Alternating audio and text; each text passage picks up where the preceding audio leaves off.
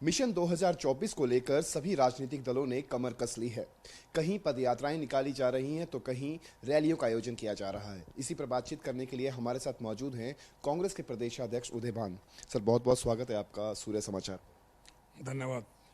Sir, किस तरीके से देखते हैं चुनावों की आहट जो है वो शुरू हो चुकी है, लगातार कांग्रेस द्वारा रैलियों पे रैलियां का आयोजन जो है वो किया जा रहा है, विपक्ष आपके समक्ष तमाम तरीके के कार्यक्रम जो है वो किए जा रहे हैं और लगातार स्टेज से जो है वो सत्ता पक्ष को जो है वो ललकारने की कोशिश जो है वो की जा रही है। कांग्रेस पार्टी पूरी मजबूती से जो इस समय भाजपा सरकार है प्रदेश में उसका चेहरा बेनकाब करने के लिए बिल्कुल लोगों के बीच में उतरी हुई है। इससे पहले चाहे वो भारत जोड़ो यात्रा के माध्यम से हाथ जोड़ो यात्रा के माध्यम से, मेरा लगभग 1 साल होने को जा रहा है अध्यक्ष बनने के बाद हमारे बड़ी बड़ी रैलियाँ फरीदाबाद में हुई, फतेहाबाद में हुई, यमुनानगर में हुई, अभी सोनीपत में हुई है। और भारत जोड़ो यात्रा के दौरान तो जो एक बहुत अभूतपूर्व बहुत बड़ी रैली पानीपत के अंदर हुई, तो इतनी बड़ी बड़ी रैलियां हुई हैं। लगभग 22 सभी पार्टियों में से भाजपा, आम आदमी पार्टी, इनेलो और जेजेपी से पूर्व विधायक और जो वरिष्ठ नेता, जो प्रदेश के पदाधिकारी और जो जिले के पदाधिकारी वो हमारी पार्टी में शामिल हो रहे हैं। तो इस बात से पता लगता है कि आने वाले समय में कांग्रेस आ रही है, भाजपा जा रही है।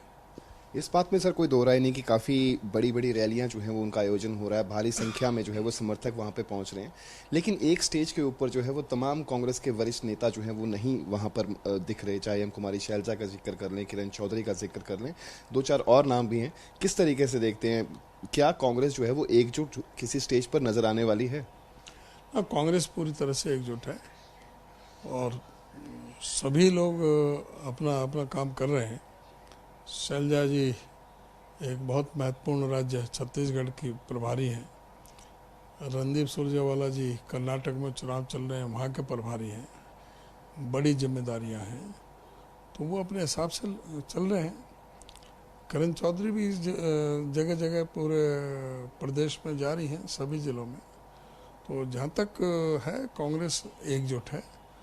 और दूसरी तरफ देखोगे तो जिनकी बात आप नहीं करते, आज भारतीय जनता पार्टी से ज़्यादा कांग्रेस में एकजुटता है।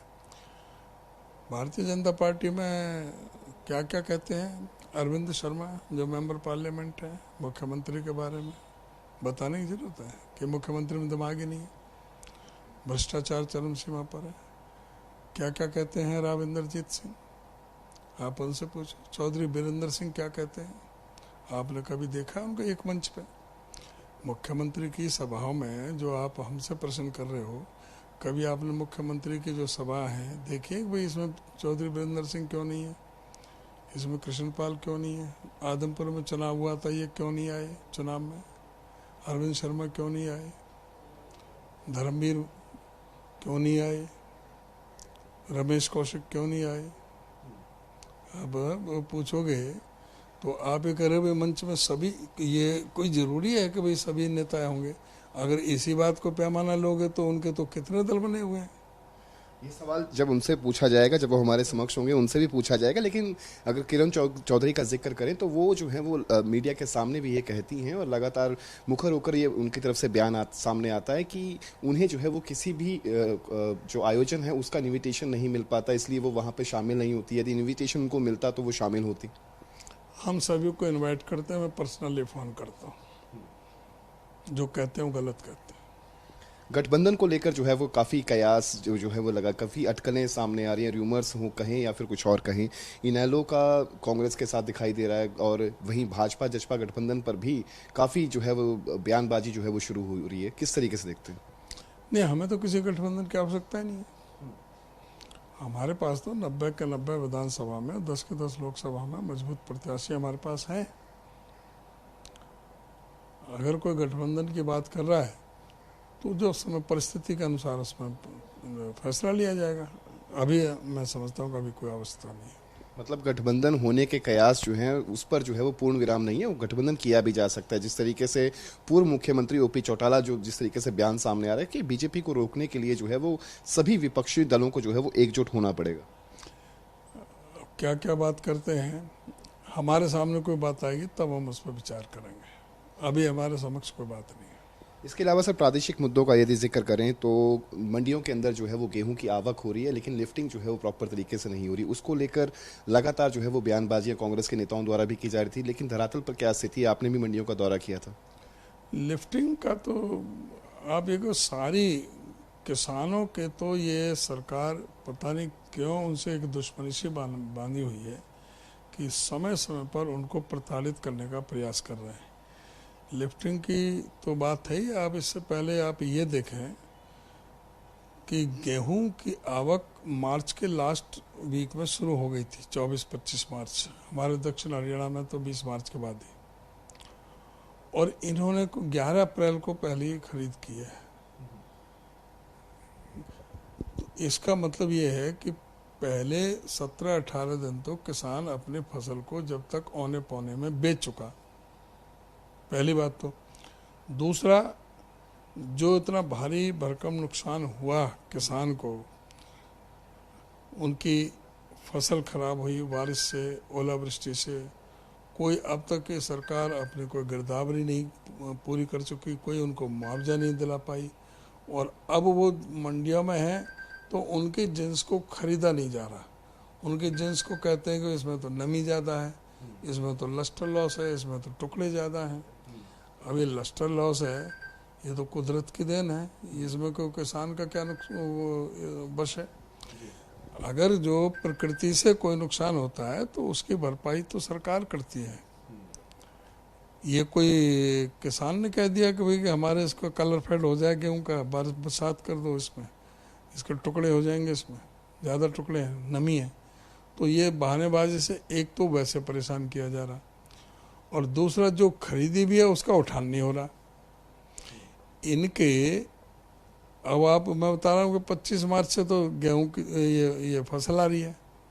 अभी पिछले हफ्ते तो उनको ठेके हुए हैं, जब ठेके हुए हैं जब तक तो कितने लाखों क्विंटल की तो खरीद हो चुकी, जब ठेकेदारी नहीं है तो उठाएगा कौन उसे? लिफ्टिंग इनका किस तरह की व्यवस्था है, ये किस तरह से फेल हैं अपनी व्यवस्था में, इस बात से साबित होता है कि भाई इनको कोई राजनीतिक तजुर्बा ही नहीं है, इसको कृषि के बारे में कोई ज्ञान ही नहीं है। जब किसान की फसल आती है जब तो खरीदते नहीं, जब खरीदना जब शुरू करते हैं जब आधे से ज़्यादा फसल उठ जाती है, और फिर औने पौने में व्यापारी ले लेते हैं, और वही व्यापारी जो है उसको सरकारी रेट में और सरकार के गोदामों में चला जाता है वो गेहूँ। वो ना लस्टर लॉस रहता, ना टुकड़े रहते, ना नमी रहती, मिली भगत होकर के वो सारा चला जाता है। इसके अलावा सर बिजली की दरों पर जो है उसमें भी बढ़ावा जो है वो किया गया है, उसको लेकर भी कांग्रेस जो है वो काफ़ी आक्रामक बनी हुई है, क्या कहेंगे उसको लेकर? अब देखें कि भाई बिजली की दरों में ये इजाफा करके लोगों के साथ में किस तरह से धोखा दे रहे हैं। अदानी से इनकी क्या ऐसी सेटलमेंट है, क्या अंडरस्टैंडिंग है कि हुड्डा साहब ने 25 साल का समझौता किया, ₹2.94 प्रति यूनिट, 1424 मेगावाट का,